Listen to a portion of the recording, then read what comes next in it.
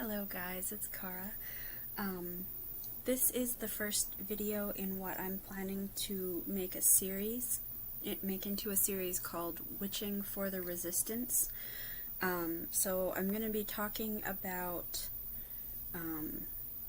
my process in trying to use this space for inner work, in order to further social justice causes. So a lot of the reason that I've come to witchcraft and to create this altar and work with tarot cards has been to do internal healing and exploration of my own mind, and to be building an intentional identity, and to be building to be developing, self-development, I guess, so to be developing who I want to be and how I want to be. So, yes, I'm going to call this first video, the back burner, which, I guess, as someone who comes from, who is in a privileged position in a lot of ways. I'm white, I'm cisgender, I'm definitely educationally privileged, I'm relatively economically privileged. We haven't always, was in a tough economic situation for a lot of my teens with my mom and my brother, but socially we still had access to still friends with and around and connected to very secure economic areas. I don't know. So anyway, that's kind of, a more gray area, as everything, nothing is black and white really, but in a lot of ways I come from a very privileged background. So, and I'm hoping that this channel, or this series, this playlist on my channel, can serve as a place both for me to articulate and develop some of these ideas and hold myself accountable in some ways, and also serve as an invitation to other people in similar positions to mine, so relatively privileged in at least some ways, which many people are, experience privilege in at least some situations. Yes, so I hope that this can be an invitation to people similar to me to join me in thinking about this and using our witchcraft for social justice, I guess. So, yes, but the reason that I want to start with the concept of the back burner is that it's so, it can, as a person of privilege, it can be so overwhelming to start to delve into this, to delve into, the histories of racism, experiences of racism in the U.S., in all over Western culture, to look at,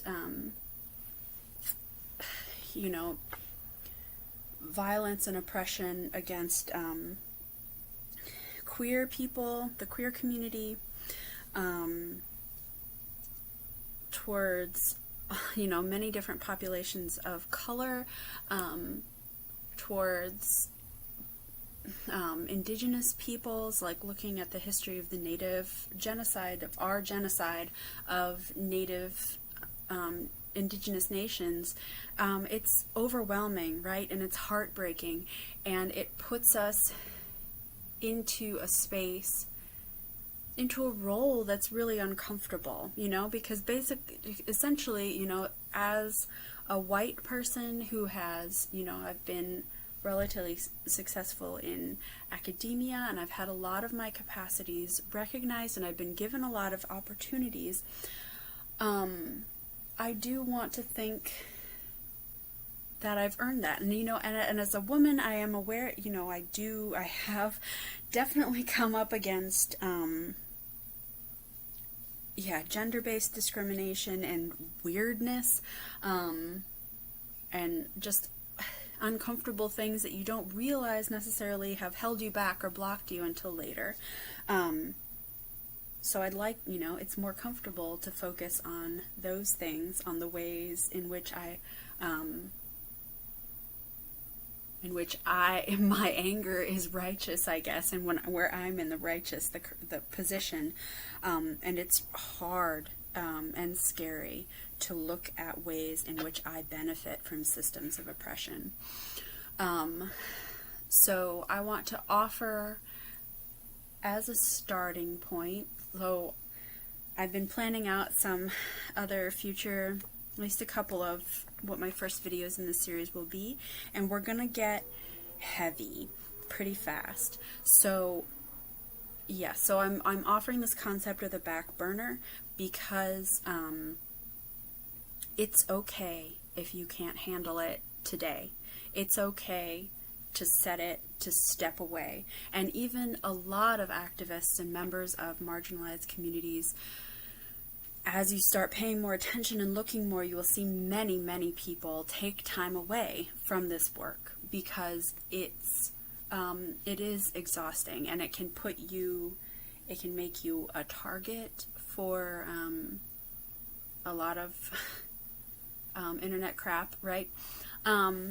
Anyway, so it's okay to step back, but the other end to my concept of that back burner is you can't throw it out. You can't walk away completely. So this is me as a privileged white witch telling you that you have, if it's overwhelming, you have my full love and support and permission to set it down and to step back and take a break and take care of yourself. You do not have my permission to walk away entirely, to dismiss these concepts entirely. You don't have to, you don't have to listen to me. You don't have to, you can dismiss my interpretations entirely. But we cannot dismiss the needs of populations that are more marginalized than we are. So anyway, so you can put it on the back burner, but you can't throw that broth out. You can step away from it, but you can't quit. And that's the main thing. That's what I want to start with.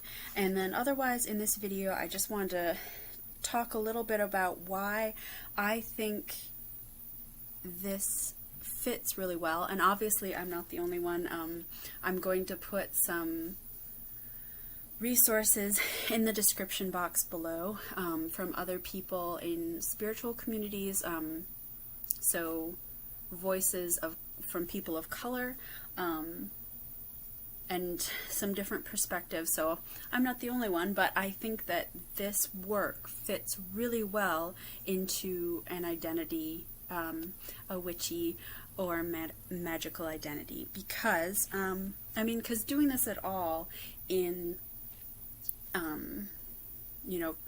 Christian-dominated Western culture is a little bit subversive, right? It's a lot of people use a witch identity as a feminist tool. There's tons of incredible scholarship and things to read about using kind of witchcraft, about the connection between witchcraft and feminism. And, the label, of course, is also, and the way that the word witch and other gendered terms get used in our culture is a result of the white supremacist patriarchy, that patriarchy that we live in.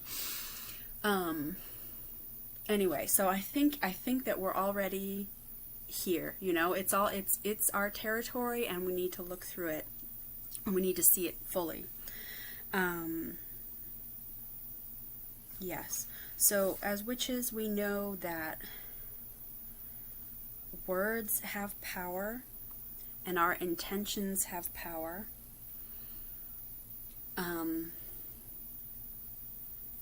Yes, so we know, and I've seen, so I haven't engaged much in my very young, my nascent witchcraft, yet with the concept of shadow work. A lot, not directly, not focus in a focused way, but I really like it as a concept, and I do hope, I'm planning on finding some more discreet, like focused ways to be doing that. And I think that this is kind of, you know, this is our societal shadow work. These disparities and inequalities and systems of oppression exist all around us, and it sucks, and I would like to, anyway, but they exist whether we look at them or not, right? And the only way to find out what we can do, how our voice, our intention, our actions, our offerings can help, is to do this shadow work, to look into these shadows and figure out why, you know, how the history of how we got where we are, and look at all the intricacies of the system that's been built and how we can help to dismantle it. So one thing, so this is also, this series is definitely me developing. Yes, it's and my aim here is self-development as well, because I'm not a final authority on really anything, especially to do with social justice, but I know it's important, right? Anyway, so one of the things that I have been thinking about is to conceptualize any support of marginalized communities as kind of an offering. So I haven't figured out exactly how I want to do this, and I know I want to be careful, because you know, being self-congratulatory about it is not productive, right? So if I do something, yeah, there's no one action, there's no one realization we can have that will fix this. There's no one thing we can do. But, so I'm playing right now with the idea of offerings, because, like, we make offerings on an altar or to a deity, and we don't necessarily think that that's going to change anything outside of us, right? I mean, even, so you know, if you've watched my other videos, you know, I haven't completely figured out, or I have a very fluid, it's probably going to stay fluid, concept of what deities are, what deity is, what the divine is, because mostly what makes sense to me is to think about doing work in my mind, to think about archetypes and relationships with different aspects of myself, and to formulate, to understand different possibilities out in the world. So anyway, so definitely if I make an offering as me, with this fluid and kind of amorphous concept of deity, and even, you know, if you believe that deities are external divine beings, you don't necessarily think any offering you make to them is going to change them, right? It's going to change your relationship with them. It's going to change you, hopefully. So I've been thinking about this. Yeah, so I have some Patreon suggestions for that people that I support, and I think they're, you know, you don't have to choose mine, but I'm going to try, again, the links I'm going to leave in the description, I hope will be kind of a jumping off point if you want to find anything. Yeah, fine. It's just whatever, however you want to explore this. So yes, one of my ideas is to think of any contribution you can make as an offering, kind of an offering to whatever this perfect, healthy society might look like, where everyone is safe and respected and has their voice heard. And we don't know what that that society looks like, right? We haven't seen it.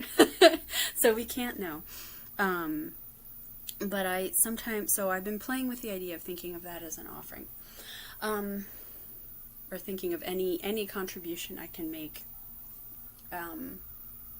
as kind of an offering towards healing, or towards that healthy society or healed society, which I don't expect to see either, but maybe I can help make progress towards it. Let's see. So that was one concept. I want to, reiterate that concept of you're allowed to put things on the back burner if you need to, but you're not allowed to quit. You're not allowed to completely look away. The other thing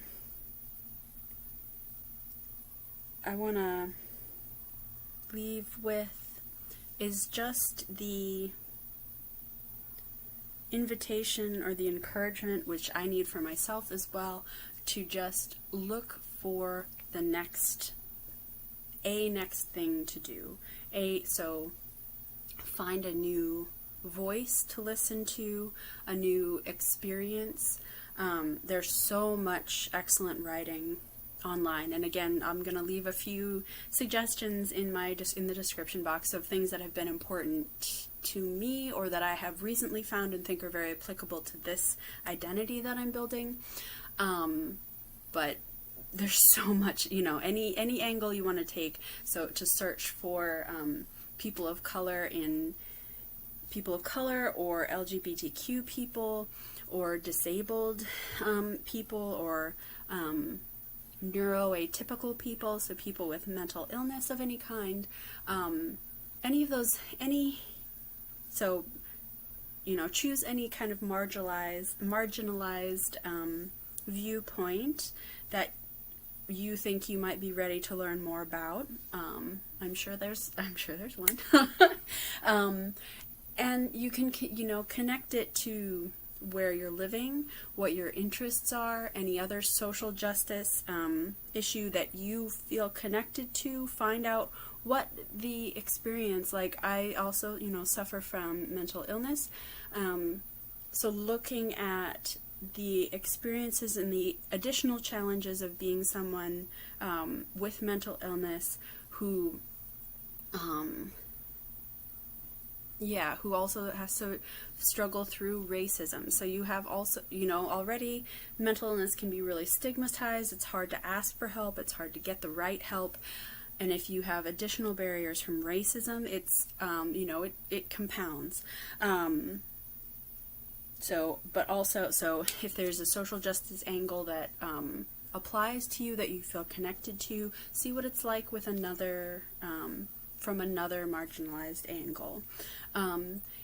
Also, just like if there are other causes or even hobbies that are important to you, look for a business owner. I'm going to see if I can find, there's some great lists of like black women business owners.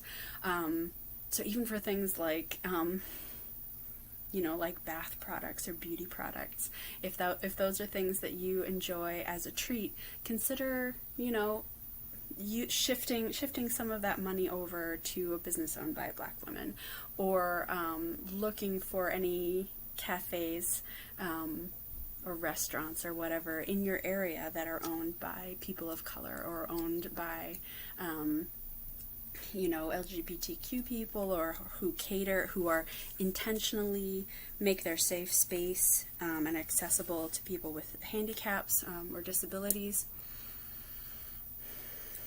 Yes, so you don't have to do all of those things, right? But just find one thing, find one step to take.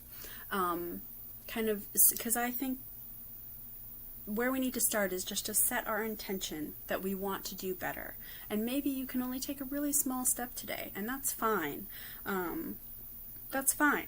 Like, that's great. It's great to find a good direction, because I feel like that's a lot of what this work for me is too. It's not that I need to suddenly explode and look like a completely different person because I have all these different capacities.